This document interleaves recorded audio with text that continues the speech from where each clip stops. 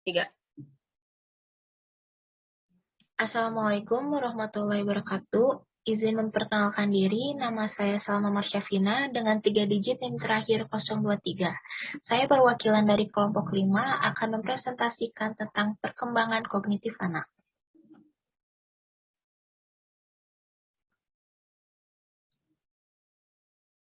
Selanjutnya ada anggota kelompok. Yang pertama ada Clara Sheila Andira dengan 3 digit NIM terakhir 001 sebagai pembuat PPT. Yang kedua ada Salma Marsyafina dengan 3 digit NIM terakhir sebagai pembaca materi. Yang ketiga ada Syarhana Syarafina dengan 3 digit NIM terakhir 029 sebagai pencari materi. Yang keempat ada Salsabila Zulfa dengan 3 digit NIM terakhir 031 sebagai pembuat PPT. Dan yang terakhir, ada Silviana Sintasari dengan 3 digit NIM terakhir 034 sebagai pencari materi. Selanjutnya, definisi. Istilah kognitif berasal dari kata cognition atau knowing, yang artinya konsep luas dan inklusi yang mengacu pada kegiatan mental yang tampak dalam pemerolehan, organisasi, atau penataan dan penggunaan. Sedangkan dalam arti luas, kognitif merupakan ranah kejiwaan yang berpusat di otak dan berhubungan dengan konasi atau kehendak dan afeksi atau perasaan. Kognitif adalah suatu proses berpikir, yaitu kemampuan individu untuk menghubungkan, menilai, dan mempertimbangkan suatu kejadian atau peristiwa. Proses kognitif berhubungan dengan tingkat kecerdasan atau intelijensi yang menandai seseorang dengan berbagai minat, terutama sekali ditunjukkan kepada ide-ide dan belajar. Kemudian ada faktor yang mempengaruhi perkembangan kognitif. Yang pertama, ada faktor hereditas atau keturunan. Yang kedua, ada faktor lingkungan.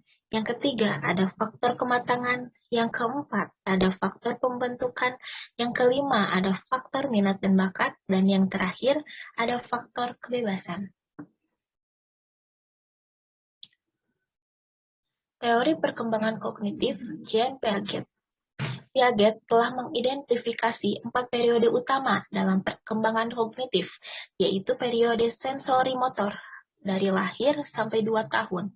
Kemudian ada periode praoperasional dari 2 tahun sampai 7 tahun. Kemudian ada periode operasi konkret dari 7 sampai 11 tahun. Dan yang terakhir ada periode formal dari 11 tahun ke atas.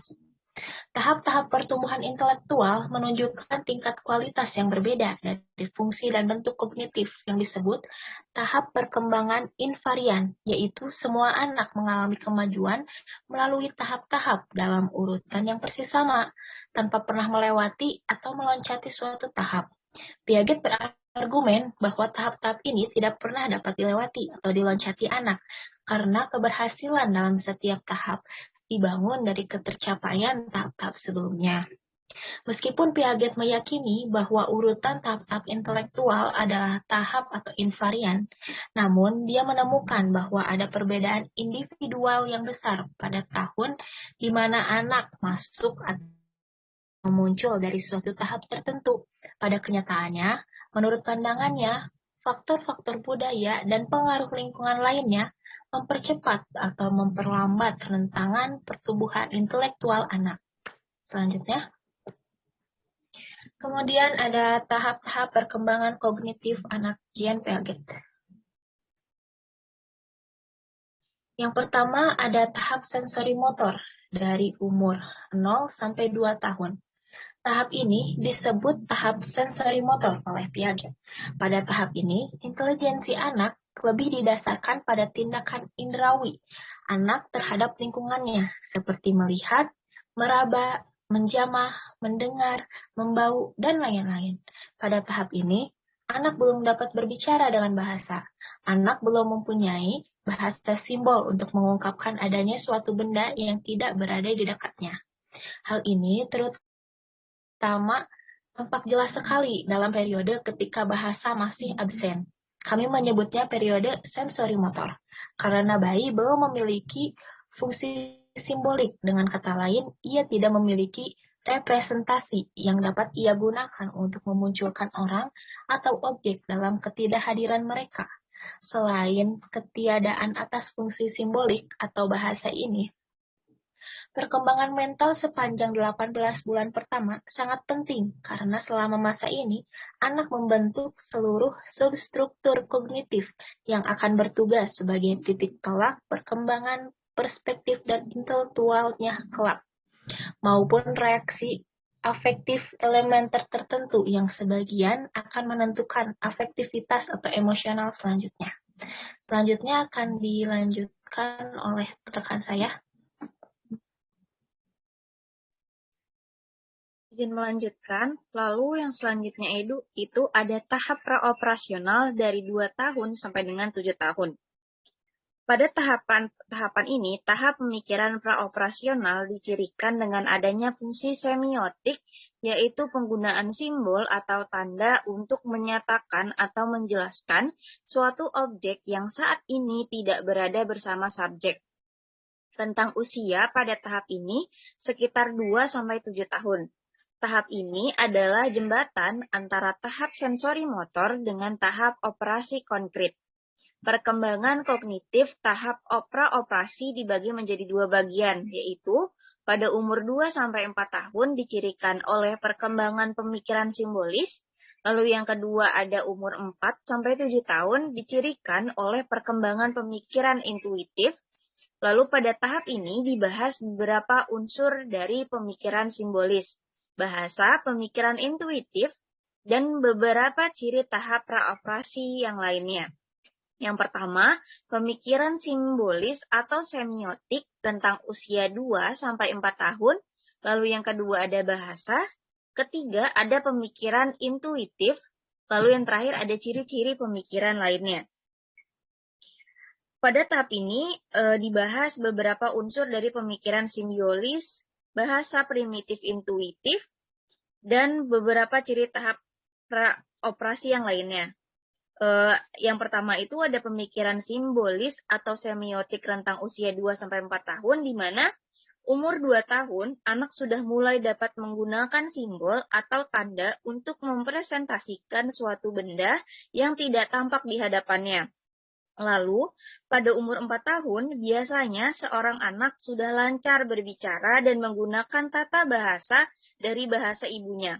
Perkembangan dari bahasa ini sangat memperlancar perkembangan konseptual anak serta perkembangan kognitifnya. Lalu yang kedua itu ada bahasa.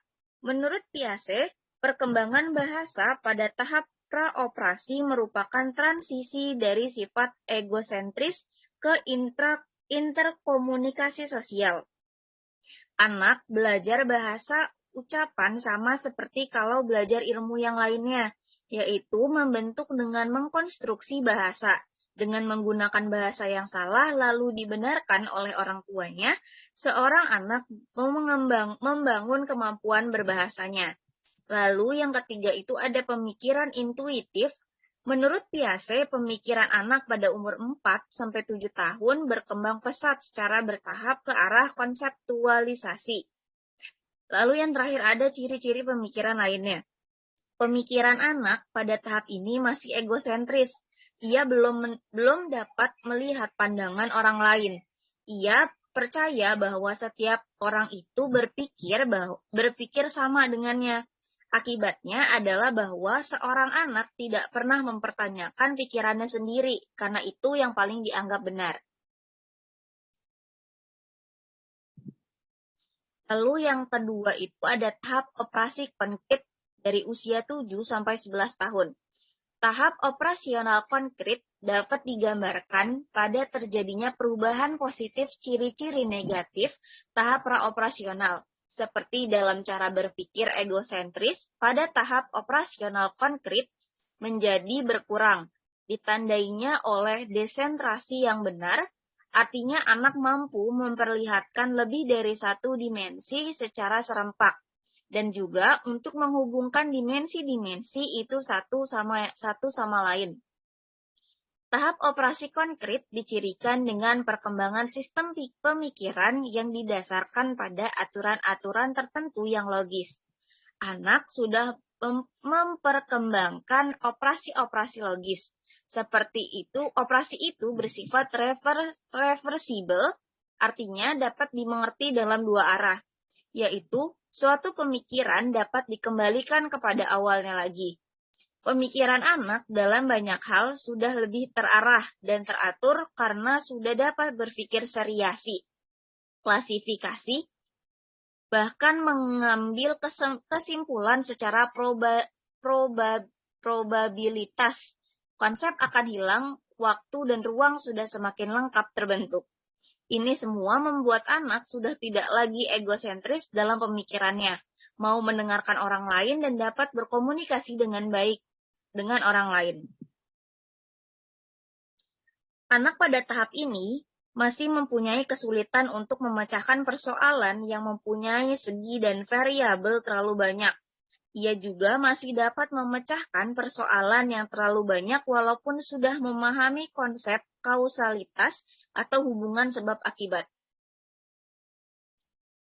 Lalu ada tahap yang terakhir. Tahap selanjutnya ialah tahap operasi formal dari usia 11 tahun ke atas. Terjadi pada umur sekitar 11 atau 12 tahun ke atas. Pada tahap ini, pemikiran operasi formal ini berkembanglah reasoning dan logika dalam memecahkan persoalan yang dihadapi.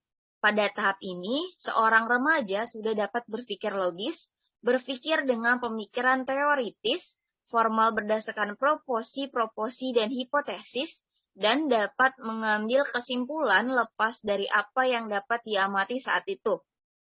Sifat pokok pada tahap operasi formal adalah pemikiran deduktif hipotesis, induktif saintifik, dan abstraktif reflektif.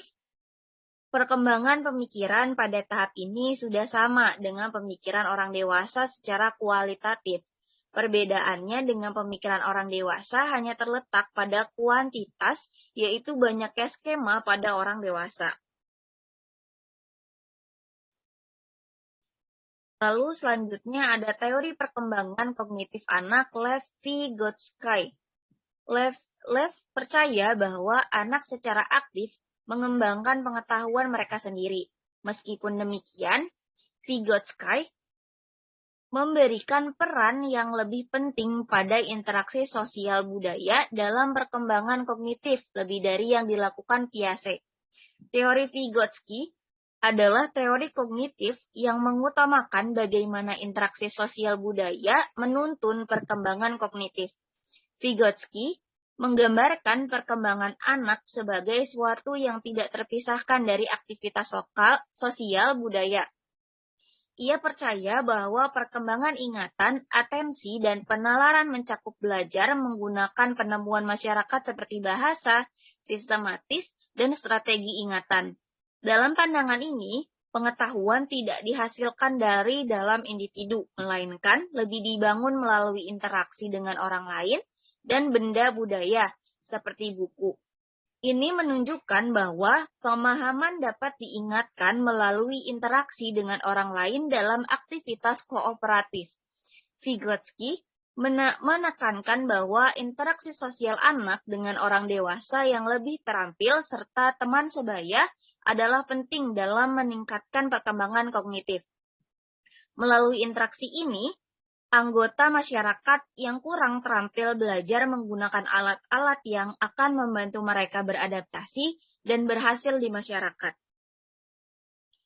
Vygotsky berkeyakinan bahwa perkembangan tergantung baik pada faktor biologis menentukan fungsi-fungsi elementary memori, atensi, persepsi, dan stimulus respon. Faktor sosial sangat penting, artinya bagi perkembangan fungsi mental lebih tinggi untuk pengembangan konsep, penalaran logis, dan pengambilan keputusan. Teori Vygotsky ini lebih menekankan pada aspek sosial dari pembelajaran. Asumsi menurut Vygotsky ada 3 klaim dalam inti pandangan Vygotsky. Yang pertama adalah keahlian kognitif anak dapat dipahami apabila dianalisis dan diinterpretasikan secara development. Lalu yang kedua adalah kemampuan kognitif dimediasi dengan kata, bahasa, dan bentuk diskursus yang berfungsi sebagai alat psikologis untuk membantu dan mentransformasi aktivitas mental. Lalu yang terakhir yaitu kemampuan kognitif berasal dari relasi sosial dan dipengaruhi oleh latar belakang sosiokultural. Vygotsky mengatakan bahwa jalan pikiran seseorang harus dimengerti dari latar sosial budaya dan sejarahnya. Artinya, untuk memahami pikiran seseorang bukan dengan cara menelusuri apa yang ada di balik otaknya dan pada kedalaman jiwanya, melainkan dari asal-usul tindakan sadarnya dan dari interaksi sosial yang dilatari oleh sejarah hidupnya. Vygotsky mengatakan bahwa jika pikiran seseorang harus dimengerti dari latar sosial budaya dan sejarahnya, artinya untuk memahami pikiran seseorang bukan dengan cara menelusuri apa yang ada di balik otaknya dan pada kedalaman jiwanya, melainkan dari asal-usul tindakan sadarnya dan dari interaksi sosial yang dilatari oleh sejarah hidupnya.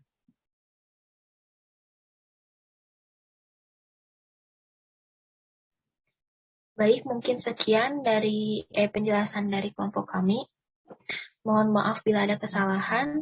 Wassalamualaikum warahmatullahi wabarakatuh.